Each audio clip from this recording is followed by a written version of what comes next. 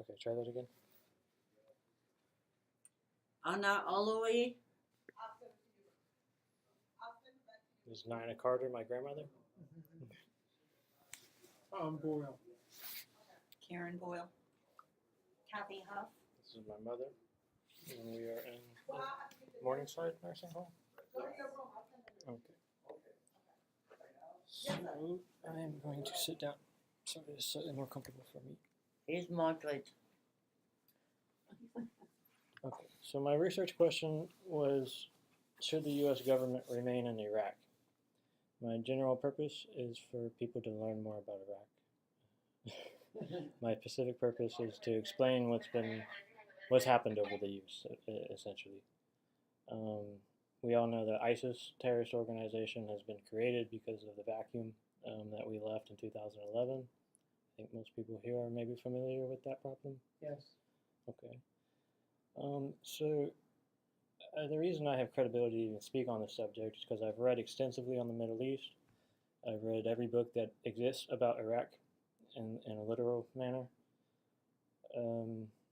I've read all of our generals' accounts, all of our ambassador accounts, the prime minister's reports, and so that's why I feel that I'm at least somewhat credible.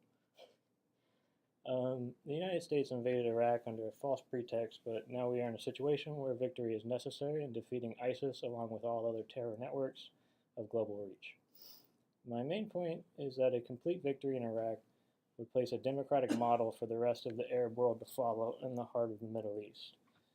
It would dispel the notion that democracy and Islam do not mix, and therefore are not compatible, because they actually are very compatible.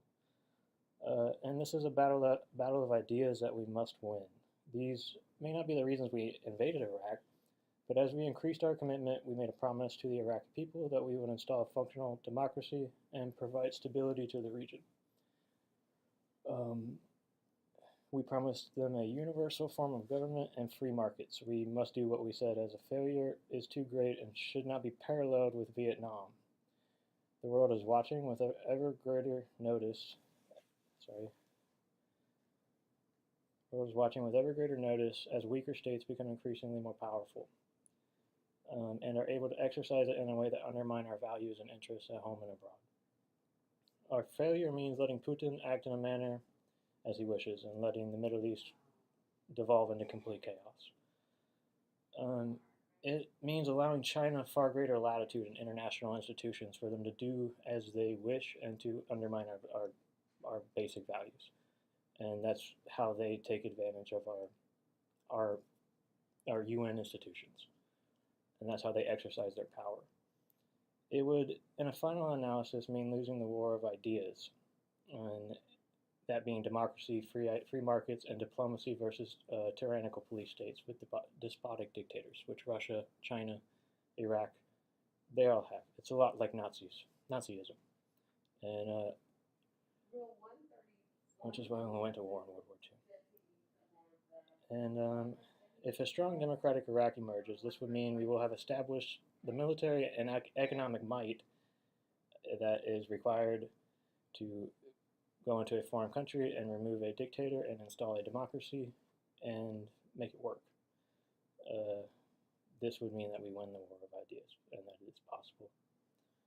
It would also serve as a buffer against Iran and as a model for the rest of the entire Arab Spring, which erupted in 2011, if you guys remember. Yes. They had no model. They had nobody to go to, except for us, and they were terrified of that. They should be. And we ended up with the new quagmire, which was really caused by Iraq to begin with, which is Syria. So, we had this whole democratic movement erupt, which was really in vain because we failed to accomplish our first mission. The second mission was going to come, which was that Arab Spring. That happened because we introduced democracy, and then it flourished, and eventually was crushed because we left. So that would prove our supremacy and would force Putin to act with far less latitude than he currently is, and it would make China much less inclined to act out in international institutions. What we must not do is watch the world collapse in front of our eyes and stand by neutral as we have so many times in history, while many people die. So We should rise to the occasion as a nation to help our friends in the Middle East, not leave them at such a critical juncture. Our friends in the region have come a long way, and we must continue to support them. This is a generational war, which means it is going to take a while, and is not a normal conventional war. A potential problem is we could not be capable of performing this operation, and it could lead to a deepening and worsening quagmire. That could be something that is simply out of our control. That I do not know. So the next next point I raise is, how do we fail? This question can only be answered by time and policy. I believe that from the readings I have done, that is possible, given the right strategy. I believe the strategy known as the surge that was implemented in 2007 by General David Petraeus is a strategy that can forge a clear path to victory. If this policy proves a farce, then we are simply not capable as a nation to perform these types of operations. However, I believe the general proved to the American people that this is completely inside what our military is capable of doing. He did so by accepting command in Iraq in 2007 and implementing his new manual on how to fight counterinsurgency. So not a conventional war, an insurgency war. And is known as the Counterinsurgency Field Manual. He created this manual by examining the failures and success in Vietnam and mainly the U.S. Civil War reconstruction, actually.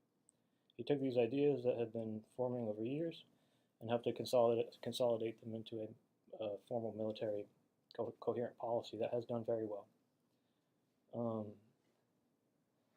A potential argument to this surge that we did is that he could have overstated. Actually, I brought his slides with him that he presented to Congress, and when he went to testify about what he had done, he could have exaggerated, and he could have lied, and he could have skewed data, and well, that's just a potential problem that we won't know for a while. So how do we know the strategy has been working? The new tactic will allow us to be engaged in these new types of war, thus helping us win in Iraq as it did. We know the surge had a great deal of effect in 2006. We were watching Iraq devolve into a failed state, if everybody remembers, when 2005 and then 2006 rolled around and everybody was asking what's happening in Iraq. You know, I thought we were winning, I thought we won, I thought there wasn't a problem. And so that's when the president decided to, in 2007, finally come out and address the issue and announce the surge. And what it did was it drove violence down, attacks on coalition members, Iraqi civilian deaths dropped in large numbers. The Shiite militia groups, which were constantly harassing us, laid down their arms and they came over to our side. And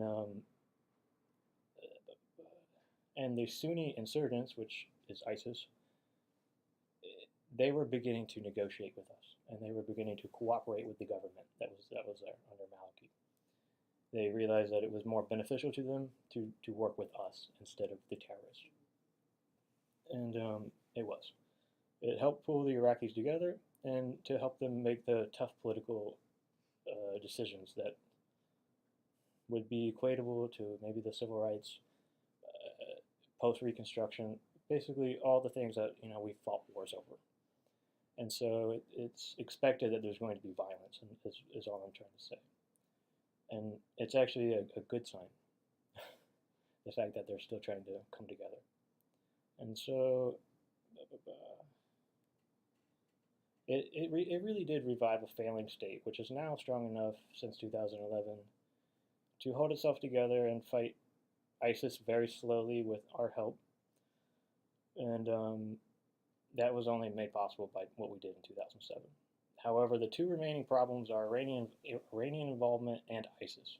The U.S. needs to reinvade Iraq to get rid of ISIS and Iraq and Syria, and then withdraw, leaving a residual ground force of 30,000 U.S. troops to help the Iraqi army secure its borders, keep ISIS defeated, and to neutralize any Iranian involvement.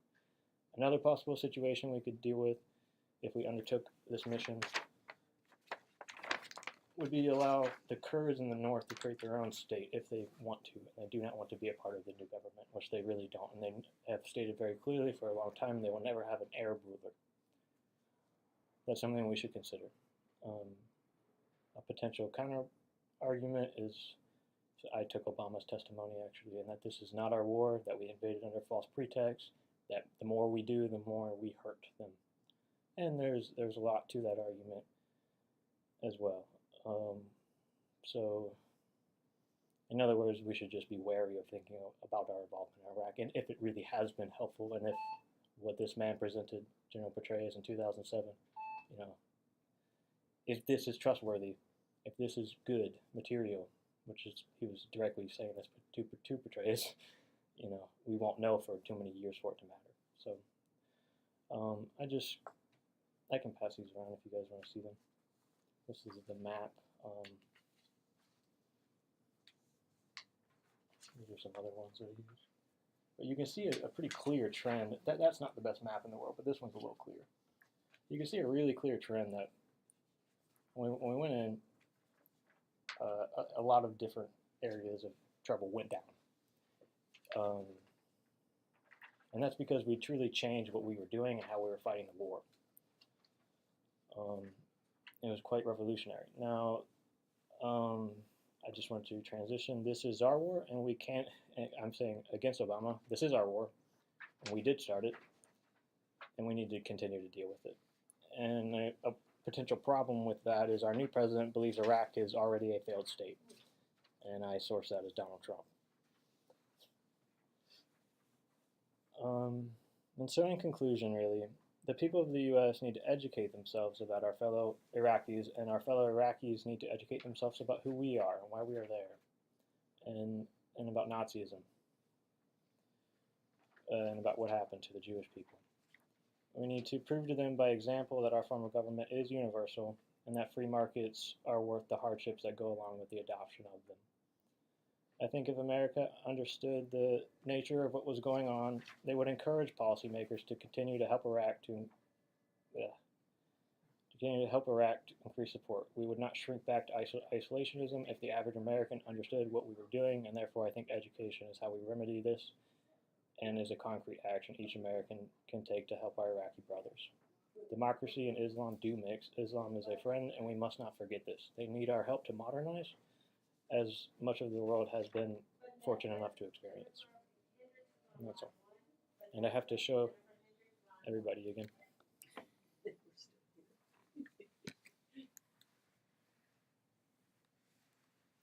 has to show, he's through, but he has to show everybody again. That was a very good card. Did I get her? Yeah, that was a good one. I hope my voice is hoarse because I have something happening in my throat. Unfortunately, it's not quite healed yet.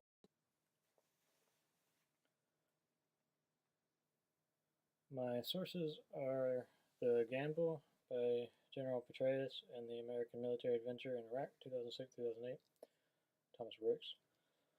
The Endgame, The Inside Story of the Struggle for Iraq, from George W. Bush to Barack Obama, Michael R. Gordon, and Bernard E. Traynor.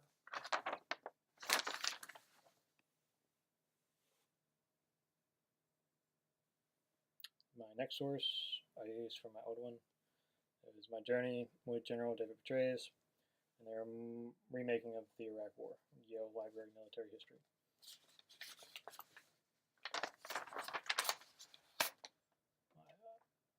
I use the Endgame again.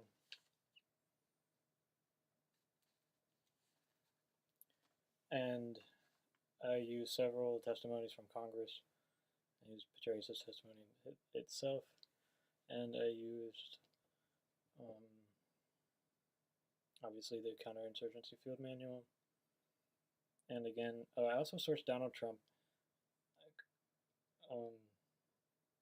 based on his campaign pledges, which I suppose I can use as a source, but he said quite blatantly that Iraq is a failed state, and so if he tends to believe that notion, well, that would be a very strong counterclaim to my last point.